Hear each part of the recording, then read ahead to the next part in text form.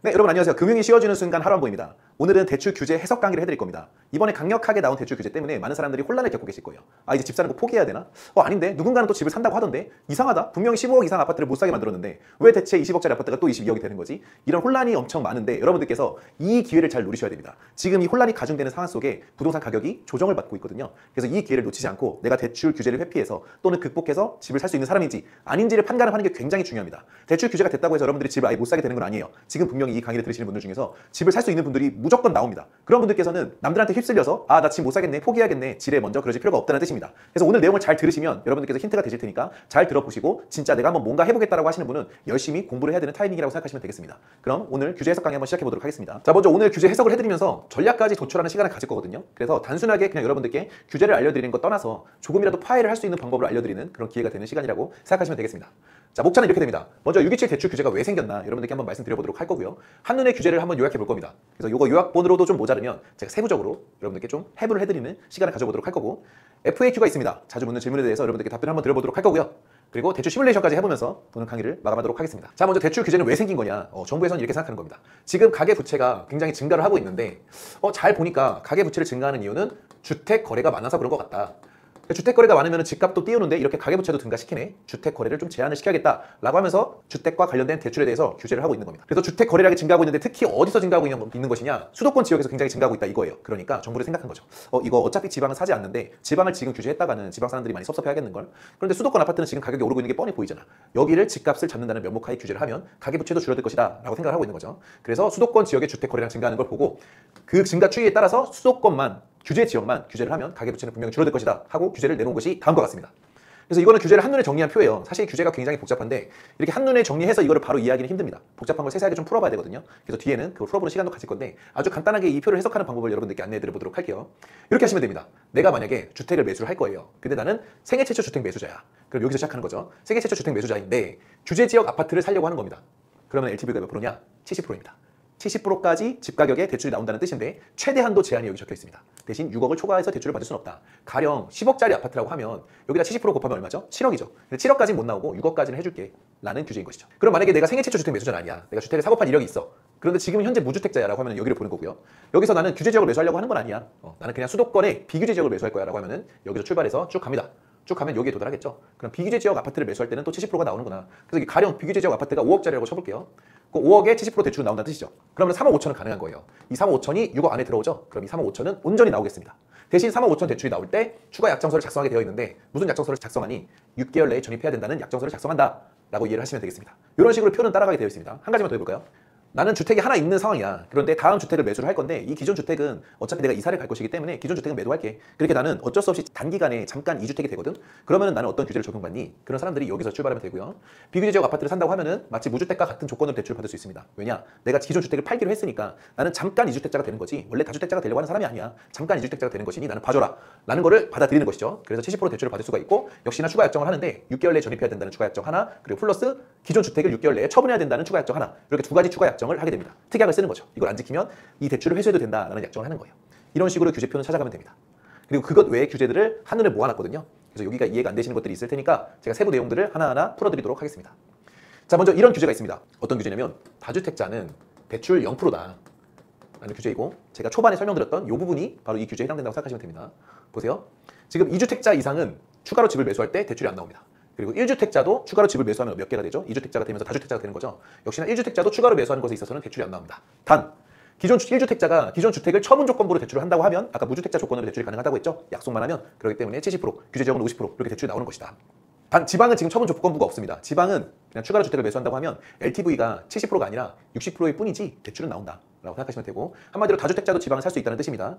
그리고 1주택자의 수도권 비규제 지역 처분 조건부는 오히려 지금 좋아진 거예요. 왜냐면은 1주택자가 추가로 집을 매수할 때 지금 현재 627 규제가 시행되기 전에는 비규제 지역을 추가로 매수를 하려면 그러면 기존 주택을 매도 약정까지 해와야, 매도 계약까지 완성을 해와야 이 비규제 지역 추가 매수를 할 때 70% 대출을 해줬었거든요. 근데 지금은 요 매도 약정까지 안 해도 되고 이거를 6개월 내에 처분하기로 한다고 하면 70%를 해줍니다. 그러니까 일시적 1가구 2주택자가 만약에 비규제 지역의 아파트를 매수한다고 하면은 오히려 지금이 더 유리한 거예요. 대신 기존 주택 처분 기간은 6개월 내에 처분을 해야 된다. 이거는 지켜주시면 됩니다. 그리고 전입을 해야 되고, 어차피 실거주 매수한다고 하면 전입을 하시는 게 맞죠. 그렇게 파악하시면 되겠고, 그리고 이제 자담대출, 약어거든요. 약어. 자담대출. 즉 자기의 주택을 담보로 받는 대출을 자담대출이라고 해요. 그리고 이거 금융기관 전문 용어로 생활안정자금이라고 하거든요. 이 생활안정자금 대출도 만만치 않게 만들어놨습니다. 왜냐? 내가 갖고 있는 주택을 담보로 대출을 받아서 이걸 자꾸 주택 매수에 쓴다는 거죠. 그래서 어떤 식으로 묶어놨냐면 수도권 규제 지역에 있는 주택을 담보로 대출을 받으려고 하면 네가 보유하고 있다고 하더라도 제한을 둘 거야. 그래서 1억으로 제한을 둘 거다라고 하고 있습니다. 그리고 만약에 네가 수도권에 주택이 2개 이상 있어. 그러면은 그 어느 걸 담보로 해도 대출은 안 나와. 근데 비규제 지역은 포함되지 않습니다. 그래서 내가 만약에 다주택자인데 만약에 수도권에 주택이 1개가 있고요. 그리고 지방에 주택이 5개가 있는 거예요. 그러면 이 사람은 저 생활안정자금 대출을 따질 때는 다주택자가 아니에요. 저걸 따질 때는. 그래서 여기서 대출 1억 나오고 여기는 지금 제한이 없죠. 지방은 1억 제한이 아니고 그냥 DSR 한도 내에서 뭐 2억이든 3억이든 나올 수가 있습니다.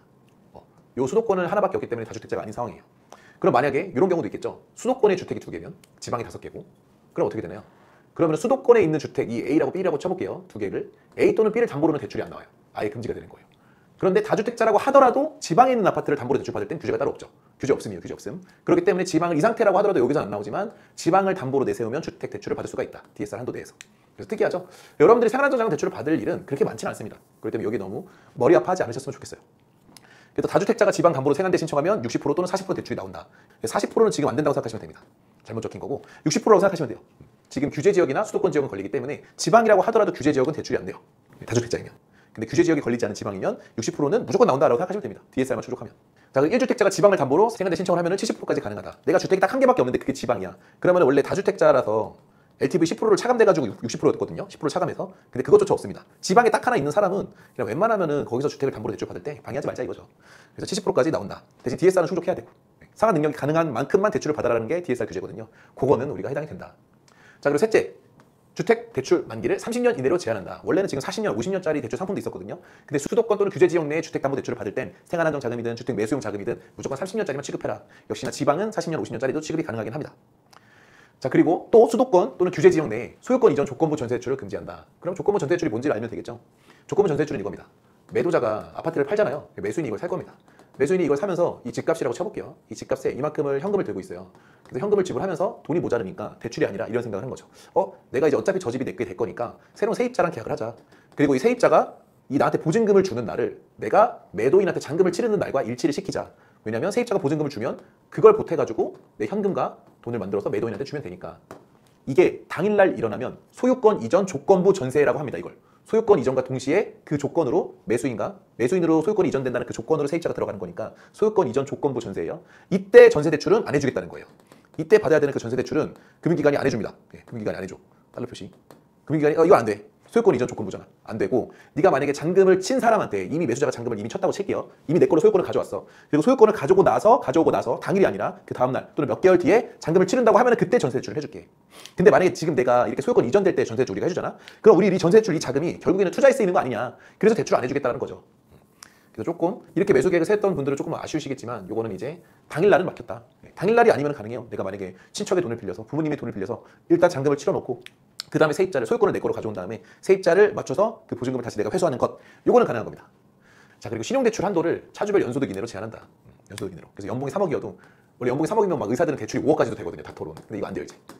연봉이 5천이면 딱 신용대출 5천까지만. 그래서 이게 생각보다는 무의미한 규제 같은데 왜 이렇게 하나 모르겠습니다. 그럼에도 불구하고 어쨌든 간에 연봉 이상은 신용대출 받지 마라. 그러면 자꾸 그 대출 받아가지고 집 사더라. 이 소리인 거죠. 신용대출도 그렇게 규제가 되었고 그리고 LTV 규제가 또 강화된 게 어떤 부분이 있냐면 원래 생애 최초 주택 매수자 같은 경우에는 LTV를 80%를 해줬었어요. 22년도에 안 되겠다. 이건 부동산 가격도 내려가고 생애 최초 주택 매수자분들은 계속 집을 못 사고 있었는데 이번 기회는 집을 좀 사게 만들어주자라고 해서 80%까지 대출을 해줬었는데 이제 수도권 규제 지역은 80%도 안 해주겠다. 그 사람들도 70% 똑같이 받아라 라고 하는 게 지금 이번 규제 내용입니다. 그래서 10%가 차감 나간 거죠. 한마디로 일반 무주택자와 다를 바가 없이 된 겁니다. 단 지방에서는 현행과 동일, 지방에서는 여전히 80%가 가능합니다. 그리고 생애 최초 주택 매수자도 그렇고 무주택자도 그렇고 예전에는 집을 매수를 할 때 주택을 대출을 받아서 집을 매수를 할 때 이 규제가 시작되기 전에는 세입자를 들여도 상관없었어요. 내가 그 실거주를 안 해도 상관없었어. 그러니까 집을 매수할 때 대출을 받고 그리고 실거주를 안 해. 그 공실로 두거나 아니면 세입자를 들이거나 가능했었거든요. 실거주 안 하고 공실, 세입자 들이는 거 가능했습니다. 근데 지금은 안 돼. 지금은 안 되고 전입을 6개월 안에 맞춰야 돼요. 전입 6개월 의무가 생애 최초에도 붙고 생애 최초가 아닌 사람들한테도 붙습니다. 그래서 이것 때문에 좀 많이 불편하죠. 내가 세를 주고 싶은데 지금 당장 거기서 거주하려고 하면 좀 부담스럽고 나는 계속 월세 살면서 새로운 주택 하나 매수해 놓으려고 하는데 이런 수요를 차단한 거라 생각하시면 됩니다. 아무튼 생애 최초 주택 매수자 LTV 80%가 수도권 및 규제 지역에서는 사라졌다. 그래서 생애 최초. 근데 생애 최초 메리트가 어떤 게 있냐면 LTV 80%가 규제 지역도 LTV 80%였거든요. 원래 규제 지역은 지금 비규제 지역이 70%고 원래 규제 지역은 50%였어요. 근데 생애 최초가 이 규제 지역도 80%로 상향시키고 그리고 비규제 지역은 70에서 80%로 상향시키는 효과가 있었거든요. 그런데 이게 지금 70으로 내려간 거예요. 그렇기 때문에 비규제 지역은 생애 최초 효과가 아예 없어. 생애 최초 효과가 변하는 게 아예 없죠. 그런데 10% 내려갔다고 하더라도 규제 지역은 애초에 50%밖에 안 나오는데 그나마 생애 최초라서 70% 받을 수 있는 겁니다. 그렇기 때문에 생애 최초 조건이 아예 무용지물은 아니고 규제 지역 매수할 때 70% 나오는 거는 참 메리트라고 볼 수가 있겠다. 대신 대출 한도 제한이 어차피 6억이잖아요. 그렇기 때문에 그 6억 70% 곱해서 6억만큼 받고 살 수 있는 규제 지역 아파트가 뭐 괜찮은 아파트가 지금 당장은 없죠. 근데 규제 지역이 추가로 막 지정이 되고 나면 이 70%도 굉장히 소중해질 거예요. 50%에서 그나마 20%더 받는 것 이게 소중해질 수도 있습니다. 가령 지금 서울의 외곽 지역으로 다 규제 지역이 퍼진다고 칠게요. 그럼 서울의 외곽 지역은 아직까지 뭐 7억짜리 아파트, 8억짜리 아파트가 있을 거 아닙니까? 그럼 여기에 70% 대출 나오는 게 굉장히 고마운 상황인 거죠. 여기서도 50%밖에 안 나온다 생각해봐요. 7억짜리 사는데 내 현금 3억 5천 필요해봐. 너무 슬프잖아요. 7억짜리 살 때 그나마 대출 4억 9천이 나오면 현금 2억 갖고 살 수 있는 거 아닙니까? 생애 최초 주택 매수자는 요거를 그나마 기대해볼 수는 있다. 남들보다 조금이라도 살 수 있는 그 유리한 조건이 그나마 생애 최초 주택 매수자입니다. 자, 그리고 이번에는 규제 때 원래 정책 대출은 잘 안 건드렸었거든요. 근데 예전부터 깔짝깔짝 건드리더니 이번에 확 줄여버렸습니다.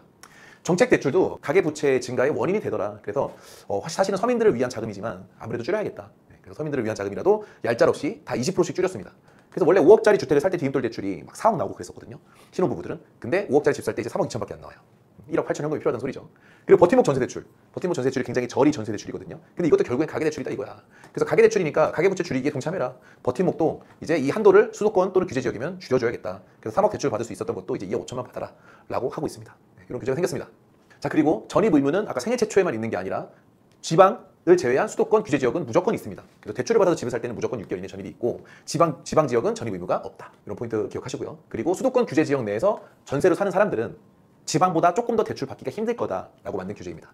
수도권 또는 규제 지역 내 전세 대출 이용자들은 그 보증 비율이 은행들이 여러분들께 대출해줄 때 기관의 보증을 받거든요. 그래서 여러분들이 못 갚아도 기관으로부터 돈을 받을 수 있어요. 그런데 그 보증 비율은 원래 100%였거든요. 근데 90으로 줄었다가 수도권 규제 지역은 이제 80으로 줄인다고 합니다. 이게 뭘 의미하냐면 은행에서 책임져야 될 부분이 0에서 10%로 늘었다가 그게 20%로 늘었다는 소리입니다. 만약에 10억짜리 사고가 터지면 은행에서도 2억을 날린다는 소리예요. 그죠? 그런 부담이 커졌으니 이제 금융기관은 긴장해야 됩니다. 정부가 항상 보증을 해줘서 마음껏 전세대출을 막 내보냈는데 이제 정부가 도와주는 비율을 낮췄네. 나도 손해볼 수 있겠네. 조금 더 꼼꼼히 규제해야겠다. 뭘 꼼꼼히 보겠어요? 상환 능력을 꼼꼼히 보겠죠. 상환 능력. 그래서 이 상환 능력이 부족한 차주는 전세대출도 못 받게 하는 것이 이번 규제의 핵심입니다. 그래서 80%밖에 지원 보증을 안 해주니 나머지 20%는 은행 너네가 책임져라. 이렇게 만들어야지 니네가 심사를 타이트하게 하면서 전세대출을 막 내보내지 않을 거 아니야 라고 이야기하고 있는 거죠. 대신 또 지방은 90%까지 보증이 되니 그나마 은행들은 지방에 있는 세입자한테 전세대출을 해줄 때 마음이 좀 편하겠죠. 자, 그리고 이제 자주 묻는 질문에 대해서 여러분들께 말씀을 드리고 마지막 시뮬레이션 하고 마무리해드릴게요.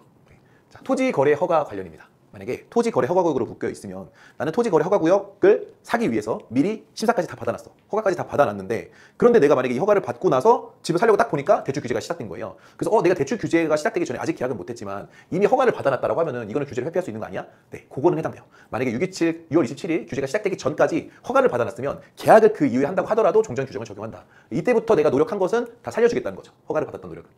자, 그리고 신규 분양 관련해서 신규 분양, 내가 즉 청약에 당첨됐거나 아니면 분양권을 매수했어요. 그렇게 1주택자가 분양권을 매수하는데 그 사람이 1주택자였던 거죠. 그럼 1주택자는 기존 주택을 처분 조건부로 대출을 받아야 되지 않습니까? 그래서 기존 주택 A가 있는데 627 이후로 주택을 매수를 한 것이죠. 그러면 이 A주택을 팔아야 되지 않습니까? 이걸 언제 파는 거냐? 이때 매수하면 이걸 6개월 안에, 이 6개월 안에 파는 거냐? 이 기간 안에. 그게 아니란 겁니다. 분양권은 잔금이 이루어지고 나서 이 잔금일이 뭐 1년이 되고 2년이 될 수도 있겠죠. 잔금이 치러지고 나서 소유권이 이전이 되면 그 이후로부터 6개월 안에 매도를 하면 된다라고 이야기하고 있습니다.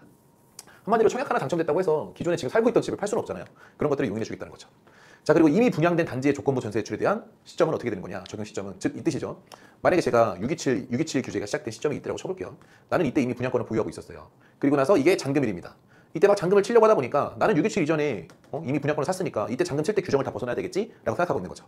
그래서 저는 이렇게 생각했습니다. 이때 잔금 칠 때 새로운 세입자를 들이자. 세입자를 들여서 잔금을 치러야겠다. 나는 어차피 규제에 적용되지 않으니까 세입자의 보증금을 활용할 수 있겠지? 이게 안 된다고 지금 말하고 있는 겁니다. 이게 안 되고 내가 만약에 627 이전에 전세 계약을 미리 체결했으면 가능한데 전세 계약이 627 이후에 치러지는 것이라면 그러면은 이거는 전세 세입자가 이용하는 대출에 대한 규제니까 여기에 조건부 전세 대출 금지 규정에는 적용이 된다. 세입자의 사정이잖아요. 세입자의 사정. 그렇기 때문에 네가 627 규제 이전에 만약에 세입자랑 전세 계약을 맺었으면 오케이, 그건 인정. 그런데 네가 아무리 그 전에 집을 샀다고 하더라도 새로운 세입자가 너 집에 들어갈 세입자가 627 이후에 계약하는 세입자면 조건부로 전세 대출을 너가 분양권 잔금을 치르는 데 있어서 전세금을 줄 때 그 대출을 우리는 지원하지 않을 거다라고 하고 있는 거죠. 대신 만약에 이 사람이 난 대출 활용 안 할 건데 난 이때 잔금 치르면서 이 집주인의 집에 들어가는 데 있어서 나는 올 현금으로 들어갈 거야. 그러면 이 사람은 아무 상관없죠. 대출 규제니까. 현금으로 들어가는 건 그 당일날 그 현금을 받아서 집주인이 요거 분양권 잔금 치르는데 문제가 없어요. 그런데 당일날 소유권이 이전이 일어나면서 내가 그때 세입자로 들어가는 거는 전세 대출은 지원을 안 해주겠다는 뜻입니다. 자, 그리고 전세 사입자가 있는 상태에서 집을 매수하는 경우에는 어떤 규제를 적용받을 수 있냐? 한마디로 이거죠. 전세가 세입자가 이미 들어가 있는데 이 아파트 가격이라고 칠게요. 이 아파트 가격입니다. 10억짜리 아파트에 세입자가 7억으로 들어가 있는 거예요. 그러면 내가 이 아파트를 살 때 얼마 필요해요? 어차피 7억에 대해서 빼줄 그 의무를 내가 가져오니까 현금은 3억만 투입하면 되지 않습니까? 그러면 이걸 현금으로 사는 거는 상관이 없는데 만약에 내가 3억이 없어서 이때 대출을 받아요. 이때 대출 2억을 받는다? 그러면은 대출을 이용하는 거니까 어떤 규제들이 걸리겠어요? 제가 말씀드린 6억 한도내 규제 걸릴 것이고 그리고 6개월 이내에 전입 의무 걸릴 겁니다. 이내 전입. 그죠? 그리고 내가 만약에 이걸 사면서 1주택자야. 그럼 1주택자면은 처분 조건부도 걸리겠죠. 만약에 LTV를 많이 받으려고 하면 이런 것들을 다 고려를 하셔야 된다라는 내용이 이겁니다. 자, 그리고 임차보증금 반환 목적의 생활안정 주담대도 1억 한도가 적용되는 것이냐? 무슨 뜻이냐면 제가 아까 말씀드린 게 자담대출이라고 있잖아요. 이미 주택을 담보로 받는 대출을 자담대출이라고 했습니다. 그런데 자담대출이 정말 절실한 순간이 있어요. 언제냐면 내가 이미 아파트가 있는데 이렇게 세입자가 있는 거예요. 근데 이 세입자가 갑자기 나간대. 또는 만기가 됐는데 새로운 세입자가 안 맞춰줬어. 근데 내가 현금이 없는 거예요. 뭐 예를 들어서 10억짜리 아파트에 5억짜리 세입자가 나간다고 하는데 내가 현금이 없고 세입자가 새로 안 맞춰줬으면 5억의 대출을 받아서 세입자를 내보내야 되지 않습니까? 그럼 이 대출 또한 1억으로 제한이 되냐는 얘기를 하고 있는 겁니다. 그래서 이것까지 1억으로 제한하면 안 되겠죠. 그렇기 때문에 만약에 이 세입자가 6월 27일 이전에 이미 들어와 살고 있는 세입자였으면 이걸 내줄 때 1억으로 제한하지 않고 5억을 만약에 LTV를 충족하면 DSR을 충족하면 5억을 온전히 내줄 수 있게 해줄게 라고 이야기하고 있는 겁니다. 그래서 기존 세입자의 전세 계약을 이미 체결하고 있는 상황이었고 요게 만기가 될 때 이미 체결하고 있는데 요게 만기가 될 때는 그 만기에 빼주는 그 보증금 반환 대출만큼은 우리가 1억 제한을 두지 않을게. 그런데 만약에 627 이후에 새로운 세입자가 들어왔습니다. 26년 1월 1일 날 새로운 세입자가 들어온 거예요. 그럼 이거 결국에는 28년 1월 1일 날 세입자 나가겠죠. 그 새로운 세입자가 안 맞춰줘. 대출로 내보내야 돼. 이때 대출은 1억밖에 안 나옵니다. 규제 이유니까. 아시겠죠? 아니면 뭐 28년 가가지고 규제가 갑자기 확 완화되면 초과돼서 나올 수도 있겠죠. 아무튼 현재 규제로서는 이렇습니다. 자, 그리고 수도권 규제 지역 외에 소재한 주택을 구입하는 처분 조건부 1주택자도 6개월 내에 처분해야 되는 것이냐. 즉 이거죠. 내가 A주택을 갖고 있어요. 근데 이게 수도권인 거예요. 근데 B주택을 매수를 하려고 하는 겁니다. 근데 이건 지방이야. 그러면 내가 이걸 매수하면서도 이걸 꼭 팔아야 되냐? 그게 아니란 겁니다. 그래서 수도권 규제 지역 외에 소재한 경우에는 종전 규정을 적용하니 추가로 A주택을 하나 갖고 있는 사람이 추가로 B주택을 투자를 하든 뭐라든 기존 주택은 그냥 냅둬도 된다. 지방이라고 하면. 근데 여기가 규제 지역이야. 그럼 무조건 처분 조건부 걸어야겠죠. 이 이야기를 하고 있는 겁니다. 자, 이렇게 FAQ까지 여러분 다 살펴봤어요. 그러면은 제가 한번 이번에 바뀌는 규제를 적용해서 시뮬레이션 해드려 볼 테니까 나와의 경우와 비슷하면 집을 살 수 있는 사람으로 판단이 될 수도 있을 것이고 현금은 어느 정도 필요한지 이런 것들이 대략 나올 테니 잘 참고를 하시면 되겠습니다. 자, 만약에 제가 결혼을 하지 않았어요. 그래서 미혼이고 연봉이 4,800만 원입니다. 그래서 연봉 뭐 사회 초년생 때 4,800이면 적당한 수준이죠. 그리고 수중에 현금은 4천만 원 있는 거예요. 열심히 모았네요. 그리고 대출 없고 생애 최초 주택 매수자는 아니래요. 뭐 아무래도 어머니께서 물려준 아파트를 한번 판 이력이 있다거나 이런 생애 최초가 아니니까 청약 통장은 채우고 있었고 주식이 1,000만 원 있다고 합니다. 그래서 이것까지 그냥 현금에 포함해서 계산을 해도 될 것 같습니다. 이런 사람이 어떤 아파트를 살 수가 있느냐. 그래서 일단은 여기서는 DSR을 생각하겠습니다. 왜냐면 이번 규제의 핵심은 DSR 내용은 안 들어가 있죠. 그 DSR은 제가 이미 알려드린 내용을 토대로 여러분들이 직접 계산할 수 있다고 가정을 하는 겁니다. 그래서 DSR은 그냥 무조건 통과한다고 가정을 할 거예요. 그러면 지금 이 사람이 살 수 있는 주택 가격은 어떻게 되는 것이냐. 일단은 저희 잘 생각해 보면은 어차피 주택 가격이 수도권에 있는 아파트를 살려고 하면은 70%밖에 주택 대출 한도가 안 나오고 그리고 비수도권에 지방에 있는 아파트를 살려고 하면은 생애 최초가 아니니까 여전히 똑같이 70%입니다. 그러면 이 친구 같은 경우에는 만약에 수도권의 아파트가 지방의 아파트보다 조금 더 좋다고 가정을 한다고 하면 그나마 똑같은 가격대면 수도권 아파트를 사는 게 낫겠죠. 그래서 수도권 아파트를 한번 타겟을 해볼게요. 만약에 이 친구가 지금 수도권 아파트를 타겟을 한다고 하면은 어차피 대출이 70%밖에 안 나오니까 나머지 30%가 현금으로 채워질 거 아닙니까? 그래서 여러분들 이렇게 생각하셔도 돼요. 어차피 집값에 곱하기 30%가 현금이 될 거잖아요. 그래서 이 갖고 있는 현금을 나누기 30%를 하면 요거를 넘겨서 나누기 30%를 하면은 대략적인 집값이 나와요. 그래서 거기서 여러분들이 조정하시는 게 훨씬 더 가이드를 잡기가 수월합니다. 어차피 내가 갖고 있는 현금으로 살 수 있는 주택 가격이 정해져 있다는 소리예요. 현금이 많으면 많을수록 그 가격이 높아지는 거고 현금이 적으면은 곧 죽어도 높은 아파트의 가격을 살 수가 없는 거예요. 그래서 저는 수중에 현금을 5천만 원이라고 가정해보고 5천만 원을 30%로 나눠보겠습니다. 그래서 5천을 30%로 나누면 별거 안 될 것 같은데 한번 해볼게요. 30%로 나누게 되면 그러면 약 1억 5천만 원 정도 되겠네요. 이 계산이 맞는지 안 맞는지 한번 해보겠습니다. 약 1억 5천이니까 뭐 예를 들어서 1.5억짜리 아파트를 살 때 곱하기 70%를 해보는 거예요. 그럼 1억 5백만 원이죠. 그래서 내 현금 5천만 원 더해가지고 여기다가 0.5억 더해서 간신히 1억 5천5백이 되니 집을 살 수가 있는 것이구나 이렇게 생각하시면 됩니다. 그래서 사실은 내가 갖고 있는 현금만 갖고는 사회 초년생에는 너무 어려워요. 그래서 제가 여기서 한 가지 팁을 더 드릴게요.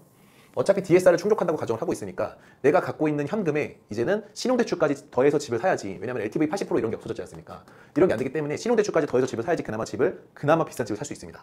비싼 집이 살기 좋은 집이고 어차피 더 많이 올라요. 그래서 내가 살 수 있는 최대치의 아파트를 사는 게 지금 전략에서는 가장 좋습니다. 그래서 만약에 이 친구가 연봉만큼 대출을 받는다고 쳐볼게요. 그래서 연봉만큼 4,800만 원인데 우수리 떼고 4천만 원 대출을 받는다고 치겠습니다. 그럼 현금 5천에 신용대출 4천, 9천이 되죠. 이 9천이 결국에는 30%를 차지할 거예요. 그렇기 때문에 저는 9천을 30%로 나누겠습니다. 그랬더니 3억이 나오네요. 네, 맞아요. 그러면은 이 친구가 살 수 있는 최대 주택 가격은 일단은 3억이 되는 것이고 검사를 한번 해보시죠. 여기서 70% 대출 나온다고 했죠. 그래서 2억 1천에 주담대가 나올 겁니다. 그리고 나머지 내 9천만 원 더해서 신용대출까지 껴있으니까 3억의 아파트 잔금을 치를 수 있겠다. 그래서 지금 내가 미혼이고 현금이 4천만 원밖에 없는 상태라고 한다고 하면, 그리고 연봉이 4,800이면 이 친구가 살 수 있는 최대 주택 가격은 3억이 된다. 예, 이런 결론이 나오는 겁니다. 자, 그리고 만약에 이 친구가 만약에 지방에 있는 아파트를 산다고 하면, 일단 수도권은 3억으로 결론이 났습니다. 지방에 있는 아파트를 산다고 하면은 한 가지를 더 활용할 수가 있어요. 3억보다 더 비싼 아파트를 살 수도 있습니다. 왜냐면 지방은 아까 실거주 의무가 없었죠. 실거주 의무가 없잖아요. 전입 의무가 없어요. 전입 의무가 없기 때문에 뭘 할 수 있냐면, 내가 집을 살 때 내가 어떤 집에, 이게 잔금입니다. 집의 주택 가격이요. 주택 가격을 치를 때 내 현금 그리고 내 신용대출도 더할 거야. 그리고 주담대도 받을 겁니다. 주담대. 그런데 원래 주담대를 받으면 내가 전입을 해야 되니까 세입자를 드릴 수가 없잖아요. 전입을 하고 전입세대 연락 내고 제출해서 나 이거 실거주합니다 라고 해야 되는데 세입자가 들어가 있으면 실거주를 못하지 않습니까? 그렇기 때문에 여기서 보증금을 활용할 수가 없었어요. 그러니까 새로운 세입자를 들이지 못했다는 뜻입니다. 그런데 지방은 전입세대 연락 내고 제출 의무가 없죠. 전입 의무가 없어요. 그래서 내가 이렇게 잔금을 치르면서 나중에 이 모자른 돈을 월세 세입자를 들여서 그 월세 세입자의 보증금까지 활용하겠다라는 것까지도 가능한 겁니다. 그래서 예를 들어서 만약에 지방에 있는 아파트를 사면서 월세를 5천에 얼마로 세팅을 한다고 가정을 해볼게요. 그러면 이 친구가 활용할 수 있는 자금은 내 현금이랑 그리고 내 신용대출이랑 그리고 사실은 세입자의 보증금, 세입자가 맞춰준다는 가정하에 세입자의 보증금까지 활용할 수 있는 거예요. 그래서 현금이 5천 있었고 그리고 신용대출이 4천 있었습니다. 보증금을 5천에 세팅한다고 가정해볼게요. 그럼 보증금 5천 해가지고 다 더하면은 1억 4천이죠. 1억 4천이 나의 30%라고 가정하고 1억 4천을 이제 30%로 나누는 거예요. 그럼 금액이 좀 더 커지겠죠. 그럼 4억 얼마 될 겁니다. 그러면은 이 친구가 지방으로 간다고 하면은 매수할 수 있는 가격은 4억으로 늘어난다. 근데 대신 이 아파트에서는 실거주를 할 수 없다. 이런 결론이 납니다. 그래서 만약에 지금 내가 무주택자인데 수도권에 있는 아파트는 3억짜리 사는 거 별 볼일 없으니까 3억짜리는 안 살 거야. 차라리 나는 유망한 지방에, 그나마 유망한 지방에 4억짜리 아파트를 사놓겠다. 내가 실거주 안 해도 되니까 사놓고 그다음 세입자 들여서 돈을 벌기 위해서, 실거주가 아니고 돈만 보고 한번 해보겠다라고 하면은 유효한 겁니다. 지방에 4억짜리 투자를 하면 그래도 오를 만한 단지들이 꽤 있거든요. 네, 이런 식으로 시뮬레이션 해봤고요. 자, 그리고 이제 혼인신고를 한 부부의 전략을 한번 같이 살펴보시죠. 혼인신고를 했어. 그러면은 혼인신고를 했다는 거는 주택을 매수할 때 뭐에 유리하냐면 둘의 소득을 합산할 수 있어요. 소득을 합산하면 뭐가 유리하냐? DSR을 통과하기가 수월해집니다. DSR이라는 규제를 여러분들이 너무 무시를 하면 안 돼요. 이번에 규제가 하도 강력하니까 DSR이 자꾸 머릿속에서 잊혀지시죠?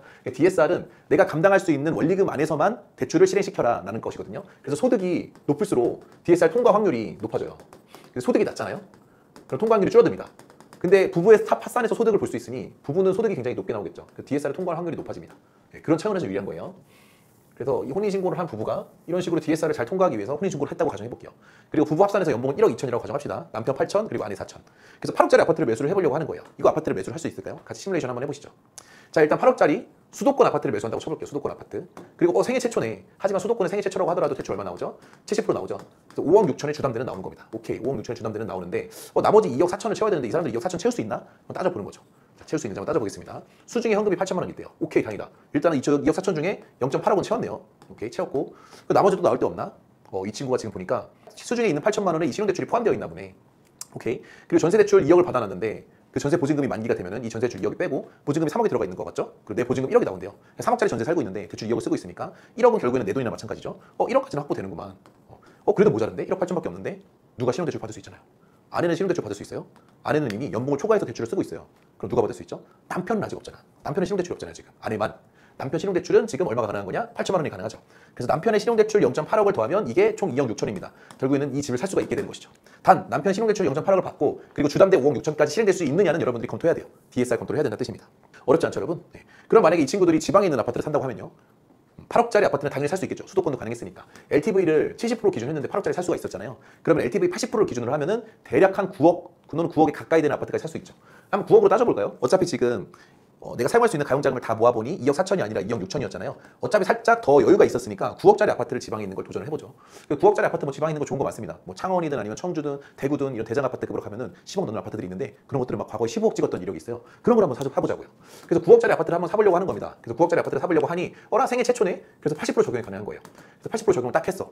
8, 9, 70 했는데 어차피 대출한 돈은 얼마에 막히죠? 생애 최초 주택 매수자는 종전이든 종후든 어차피 6억 한도에 막혔었어요. 그래서 어차피 6억밖에 안 나옵니다.